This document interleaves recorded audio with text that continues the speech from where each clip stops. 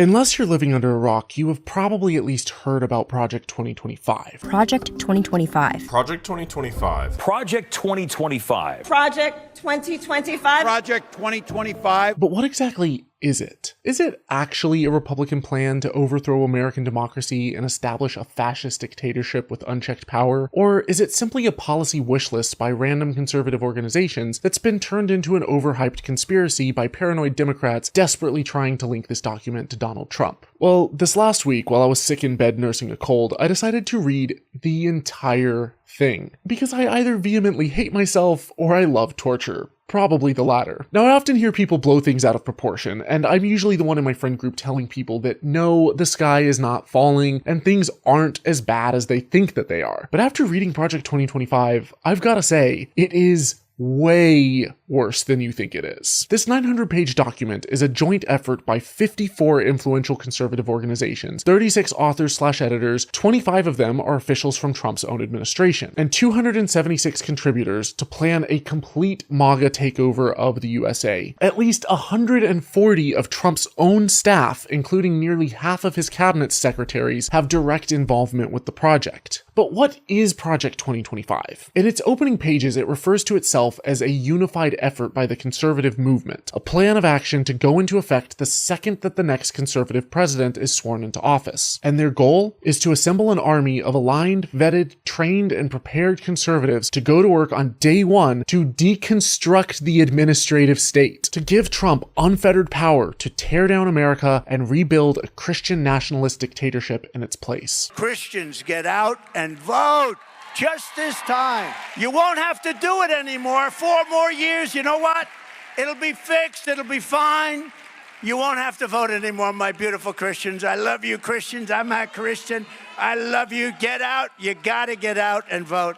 In 4 years, you don't have to vote again. We'll have it fixed so good you're not gonna have to vote. But how will they accomplish this? Well, they plan to stack Trump's staff and cabinet with MAGA loyalists, firing massive numbers of civil servants, and by consolidating executive power in the hands of Trump, making the Department of Justice and the FBI directly accountable to the president, allowing him to weaponize them, and it would remove their capacity to act independently. This would basically remove very essential checks and balances against presidential abuse of power. What Project 2025 articulates is the idea that the president should be the one directing the activities of the Department of Justice, even if that means that the president will not be investigated or that the DOJ will be sent to attack the president's political enemies. We will root out the communists, Marxists, fascists, and the radical left thugs that live like vermin within the confines of our country. And by reinstating an executive order called Schedule F, the president would be able to replace any nonpartisan civil servants at will with loyalist cronies who will do his bidding and won't challenge him. And remember, Trump already stacked the Supreme Court with justices who've already demonstrated that their loyalty lies not with the American people or with the US Constitution, but with him and his agenda, ruling that the president is essentially above the law. In his last term, he demonstrated that he would fire anyone who dared to question his agenda. You're fired. Get out of here. And he viciously turned on any Republican who followed their conscience rather than the MAGA party line. The result? Almost all of them lost their re-election bids or opted to resign or retire in the face of impossible uphill re-election battles without Trump's endorsement. And the remaining Republicans in Congress learned to fall in line or they'd get the boot. Once Trump gains absolute power, the Project 2025 plan goes on to outline his next step. And the ironic thing is that while it's clear that all of the authors of this document want to impose Christian nationalism, and they somehow managed to unite on almost every one of the above listed nightmare scenarios, there are a few places where they disagree on just how much Christian nationalism to implement, especially when biblical literalism conflicts with their ultra-capitalistic political beliefs. Like on page 489, where the authors are split over whether or not the government should use its power to get people to rest on the Sabbath by making businesses pay time and a half to employees who work on Sunday. And some of the other authors disagree, seeing that as an infringement on their right to exploit their workers. Other parts of the plan are terrifyingly ironic, like when they quote the founding father James Madison saying that the accumulation of all power, legislative, executive, and judiciary in the same hands, whether one, a few, or many, and whether hereditary, self-appointed, or elective, may justly be pronounced the very definition of tyranny. But then on the very next page, page, they call for the president to have the boldness to bend and break the bureaucracy to his will. I could go on and on about this document, because on almost every page there is another nightmare scenario popping out at you. Sometimes overt, other times obscured in propagandistic rhetoric and blatant dog whistles. But make no mistake, this reads like a How to 1984 guidebook. And Trump knows that his plan is massively unpopular, which is why he's acting like he has no idea what it is or who's behind it. And yet, here's what he had to say about the document's primary architects, the Heritage Foundation. This is a great group, and they're going to lay the groundwork and detail plans for exactly what our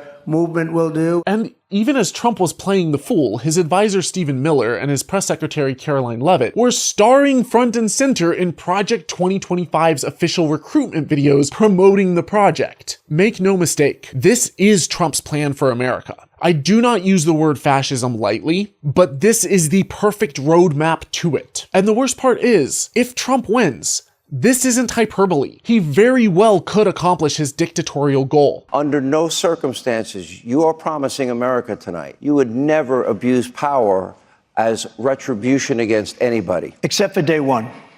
We love this guy. He says, "You're not going to be a dictator, are you?" I said, no, other than day one. After that, I'm not a dictator, okay? He's already stacked the Supreme Court with loyalists who have already demonstrated that they have no regard for the Constitution. Now, I'm American, but I grew up as a missionary kid in a country that did not have free and fair elections, where an authoritarian ruler presided for life and then handed the reins over to his son. Dictators do not relinquish power. If Trump wins and is able to gain a foothold in the House and or Senate, which are both very real possibilities, there will be absolutely nothing stopping him from establishing a dictatorship. This could be the last election that you ever vote in. Heritage Foundation President Kevin Roberts appeared on Trump ally Steve Bannon's podcast, The War Room, earlier this month with a warning. We are in the process of the Second American Revolution, which will remain bloodless if the left allows it to be. Now, because of the sensitive nature of the content of this video, it's quite likely that YouTube will limit the reach and not promote it to as many people. So if you think that this topic is as important as I do, please share this far and wide and help it reach more people.